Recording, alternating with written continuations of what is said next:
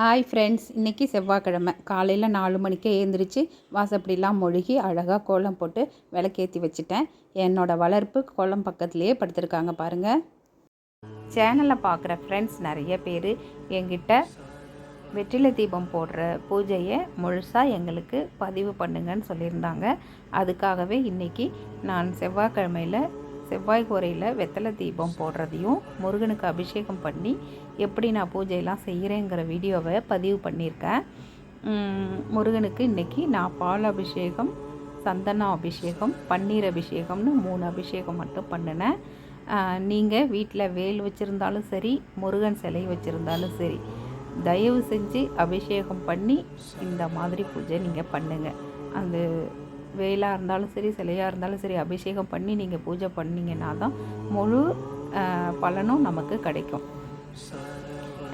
என்னோடய நேயர்கள்லாம் நீங்கள் ஷார்ட்ஸ் தான் போடுறீங்க, பெரிய வீடியோ போடுங்க, நீங்கள் தீபம் போடுறது, துவரம்பருப்பில் தீபம் போடுறீங்க, அப்புறம் வெத்தலையில் நம்பர்ஸ் எழுதி கோரிக்கை எழுதி 6 ரூபாய் காயின் வச்சு நீங்கள் பூஜை பண்ணுறீங்க, அதெல்லாம் எப்படின்னு சொல்லி எங்களுக்கு வீடியோ போடுங்கன்னு சொல்லியிருக்காங்க.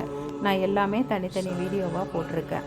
இன்றைக்கி முழுசாக வெத்தலை தீபம் ஏற்றி நான் செவ்வாய்க்கிழமையில் எப்படி பூஜை பண்ணுவேங்கிற பதிவை தான் நான் போட்டிருக்கேன். வெற்றிலை தீபம் வெற்றியை தரும்.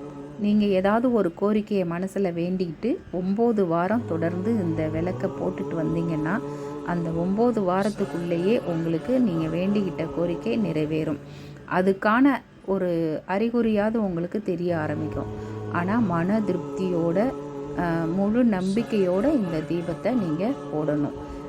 இவங்க சொன்னாங்க, நான் சோசியல் மீடியாவில் பார்த்தேன், அவங்க சொன்னாங்க, அவங்க போடுறாங்க, அதுக்காக நான் போட்டேன், ஆனால் ஒன்றும் நடக்கலை, அப்படி அந்த மாதிரி கடமைக்கு தயவு செஞ்சு செய்யாதீங்க.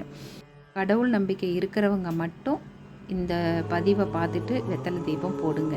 உண்மையிலேங்க இது மனசார முருகனே கதி அப்படின்னு அவன் காலில் விழுந்தா மாதிரி நீங்கள் மனசில் ஒரு விஷயத்தை நினச்சிட்டு நீங்கள் எவ்வளோ கஷ்டமான சூழ்நிலையில் இருக்கீங்களோ அது எல்லாத்தையும் மனசில் வச்சுட்டு முருகனே கதி அப்படின்னு நம்பி இந்த வெத்தலை தீபத்தை நீங்கள் போட்டிங்கன்னா கண்டிப்பான முறையில் நடக்குது.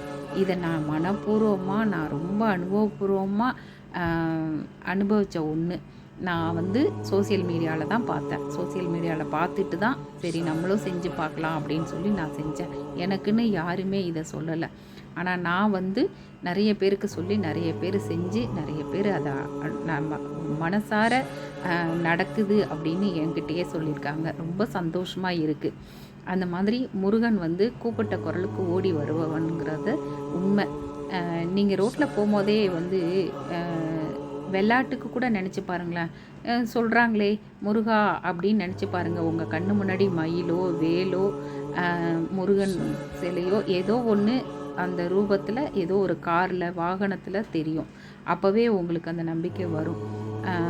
இதை சில்லித்தனமாக இருக்குது அப்படின்னு நினைக்கிறவங்க தயவு செஞ்சு இந்த வீடியோவை ஸ்கிப் பண்ணிவிட்டு போயிடுங்க.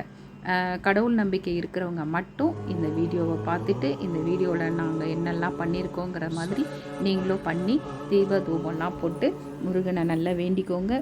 உங்களோட கோரிக்கை எதுவாக இருந்தாலும் கண்டிப்பான முறையில் நடக்கும் அப்படிங்கிற நம்பிக்கையில் முருகன்கிட்ட நானும் வேண்டிக்கிறேன். அவங்க எல்லாருக்கும் நீங்கள் நினைக்கிறது எல்லாம் நல்லபடியாக நடக்கணுங்கிறத நான் முருகன்கிட்ட வேண்டிக்கிறேன். கண்டிப்பான முறையில் நான் வேண்டிக்கிட்ட எல்லாமே ஒன்றா நடந்துட்டு வருதுங்க. துவரம்பருப்பு விளக்கு எதுக்கு போடுறோம், அந்த வெத்தலை காயின் வச்சு எதுக்கு படைக்கிறோங்கிறதெல்லாம் நான் அடுத்தடுத்த வீடியோவில் சொல்கிறேன். ஓகே ஃப்ரெண்ட்ஸ், நெக்ஸ்ட் வீடியோவில் பார்க்கலாம். பாய்.